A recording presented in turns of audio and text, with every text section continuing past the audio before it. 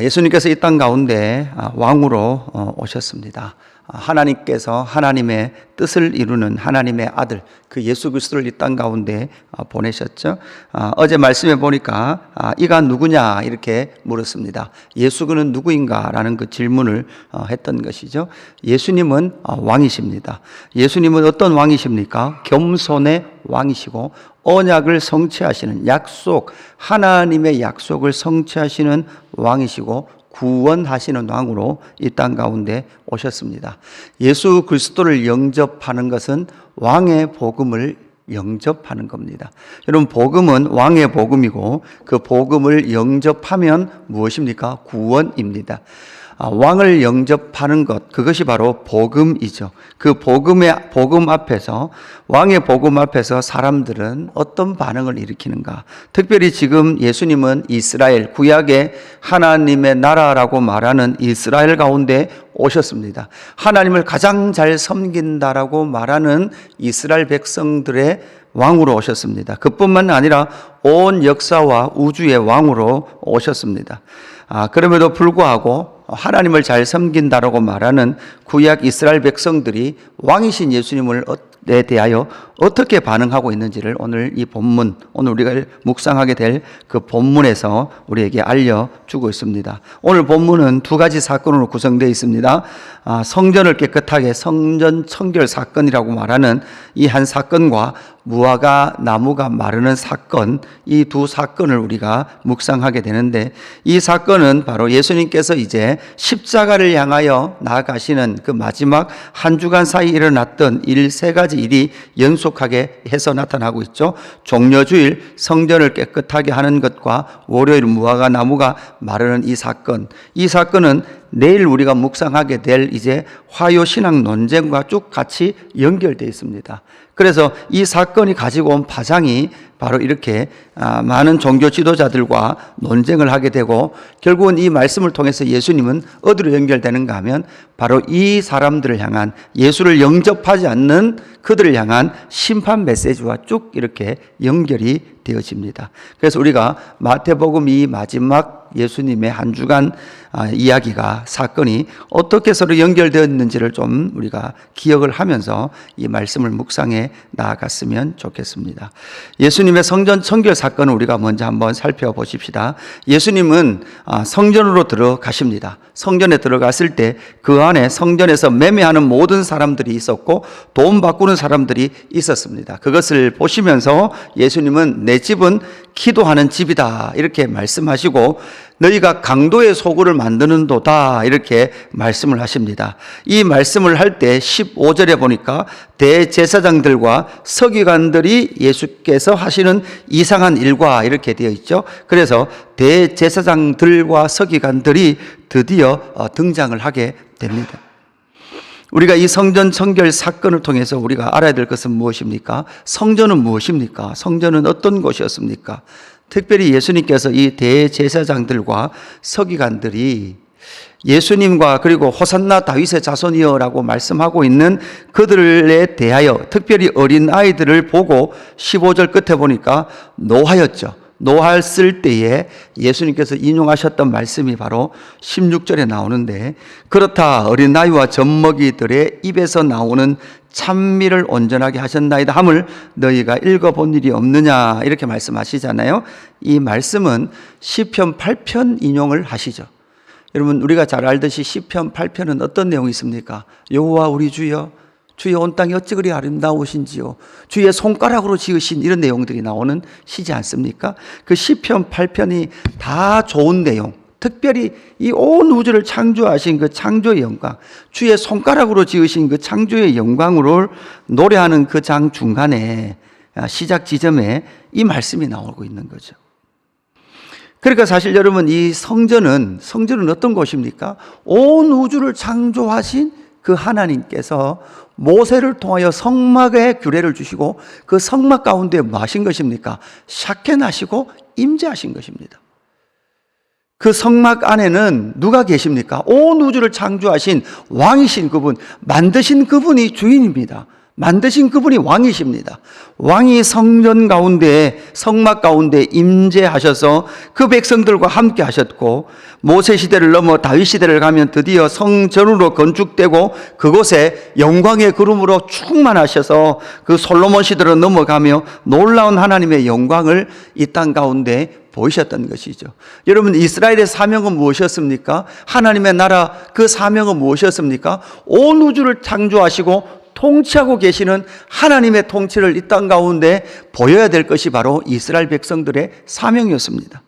그러나 우리가 잘 알듯이 바로 솔로몬 이후 여로보암 시대가 되면, 그리고 아합과 이세벨 시대로 넘어가면 갈수록 끊임없이 하나님의 영광의 성전에 그 영광을 나타내기보다는 그들은 그 성전을 기준해서 우상을 섬기고, 그 성전 안에 바로 수많은 남창과 여창과 우상들의 그러한 모임들로, 그 우상들의 집으로 바꿔갔던 것이 구약 이스라엘 백성들의 역사였다는 것을 우리가 잘 알죠. 예레미야 시대도 무엇을 말씀하고 있습니까? 바로 이 하나님의 집은 기도하는 집인데, 예레미야 시대만 해도 또다시 그들은 강도의 소굴로 바꿔버렸죠.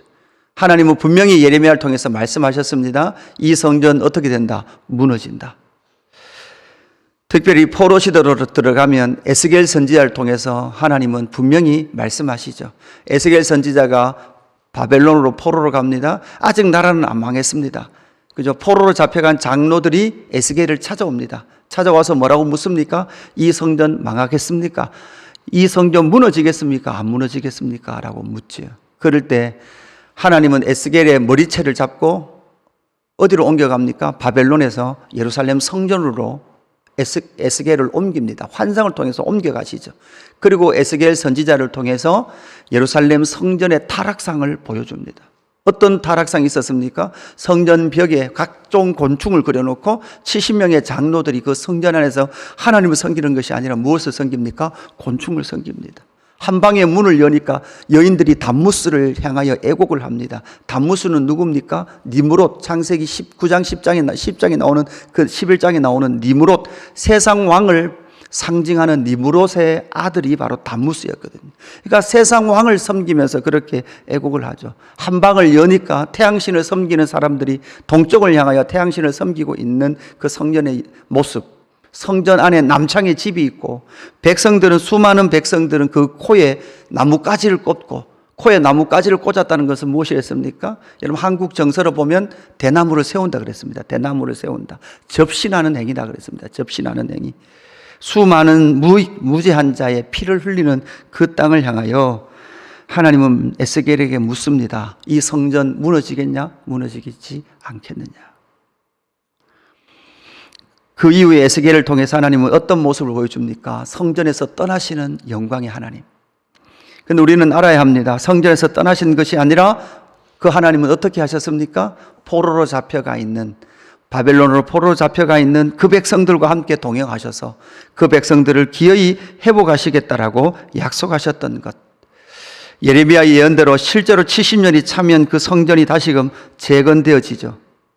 학개, 스가랴, 에스라 이 말씀들을 통해서 성전이 재건되었던 예수님 시대 때 이 성전은 바로 어떤 성전이었습니까? 제2성전, 스룹바벨 성전.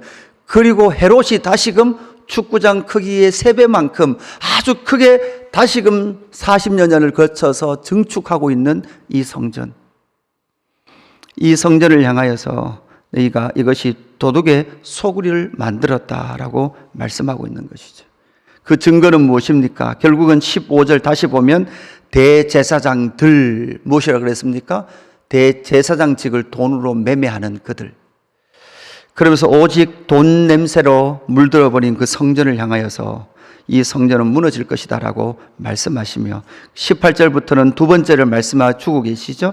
그 가운데 있는 대제사장들과 서기관, 그리고 예수 그리스도를 왕으로 영접하지 않는 열매 없는 그들, 하나님께서 그들 가운데 가지고 계시는 목적이 있었습니다. 그 하나님의 목적을 이루지 못한, 열매 맺지 못한 그들을 향하여 곧 무화과 나무가 마르듯이 너희는 마르게 될 것이다, 너희는 심판받게 될 것이다 라는 것을 우리에게 분명히 말씀해 주고 있는 것이죠. 그래서 그 무화과 나무가 마른 것을 제자들이 보고 이상히 여겼습니다. 이상히 여겼습니다.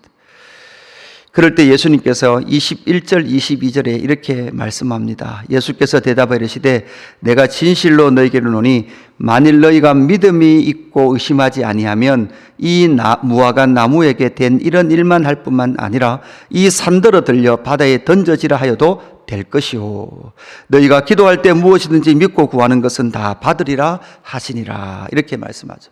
여러분, 이제 이 말씀 우리가 참 이해하기가 사실 쉽지 않은 말씀입니다.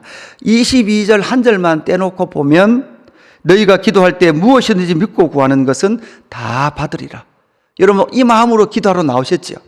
그죠? 그런데 기도가 안 이루어지면 뭐가 문제가 있는 거예요?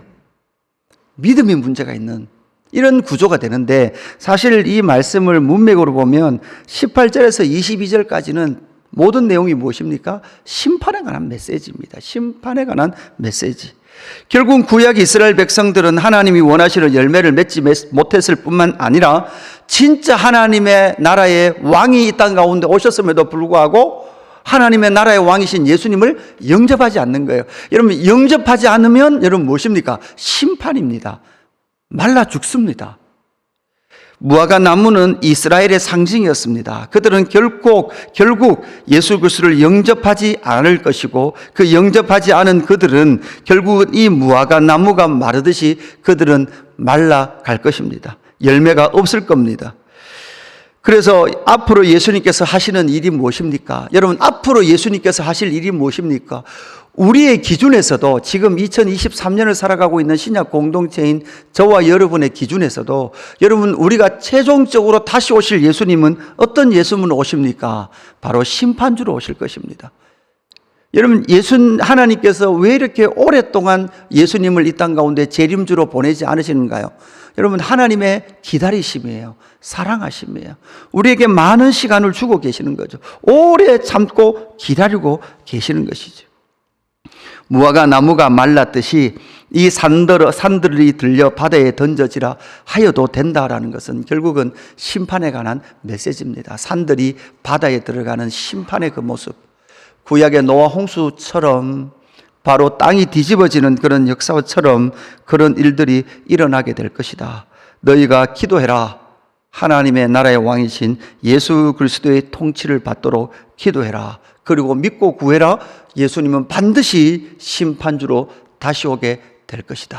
여러분, 이 세상의 어떠한 것으로 하나님의 심판을 가름하지 마십시오. 이 세상에 물질의 복을 많이 받았다고 하나님께서 복을 주셨고, 이 세상에서 고난을 받는다고 하나님께서 내 인생을 심판한 것이 아닙니다. 하나님의 심판의 기준은 하나님의 나라의 영원한 왕이신 예수 그리스도를 영접하느냐 영접하지 않느냐, 그리고 그 왕의 통치를 담아내느냐 왕의 통치를 받지 않느냐라는 것이 기준이라는 사실을 아시고, 오늘 이 하루도 온 우주의 왕이시며 우리의 영원한 왕이신 예수 그리스도의 통치를 받는 저와 여러분 되기를 주님의 이름으로 축복합니다. 신약 시대가 되면 결국 이 성전은 누구가 됩니까? 신약의 성도가 됩니다. 저와 여러분이 성전인 줄로 믿습니다. 성전인 저와 여러분 안에, 여러분, 이 집은 만민이 기도하는 집이고 만민을 위해 기도하는 집입니다. 이 집을 도둑의 소굴로 만들지 마시길 주님의 이름으로 축복합니다. 기도하겠습니다. 하나님 아버지, 온 우주를 창조하시며 그의 손가락으로 지으신 온 우주의 영광, 그 창조주 하나님, 왕이신 그 하나님께서 말씀이 육신이 되어 이 땅 가운데 오신 그 예수 그리스도, 성전의 참 주인이 되신 예수 그리스도를 영접하지 않는 그들을 향하여 주님은 성전을 청결하게 하시며, 그리고 그들을 향하여 심판 메시지를 던지고 계신 예수 그리스도를 오늘 이 아침에 만납니다. 하나님, 십자가와 부활과 성령의 오심 이후 다시 이곳에 교회를 세우시고 교회인 각 성도들을 통하여 하나님의 영광을 이루시기를 원하시는 예수 그리스도의 말씀 앞에 우리가 서 있습니다. 하나님, 이 말씀을 묵상하며 나는 오늘 또 주님의 성전으로 살아가고 있는가?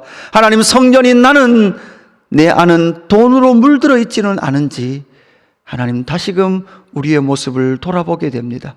하나님 아버지, 우리의 모습 가운데 정말 돈으로 물들어버린, 아니 주님, 돈이 너무나 커 보이는 이 세상 가운데 내 안에 돈의 냄새가 넘쳐나는 나의 모습을 발견하며 주님, 오늘도 나를 찾아오셔서 하나님 청결하게 하시고 정결하게 씻으셔서 하나님 내 안에 오직 예수 그리스도의 통치를 담아내며 예수 그리스도가 내 안에 거하는 삶을 살 수 있도록 역사하여 주옵소서. 하나님, 오늘도 기도합니다. 하나님, 다시 오실 주님을 기대하며 기도하오니 주의 우리의 기도에 응답하여 주옵소서.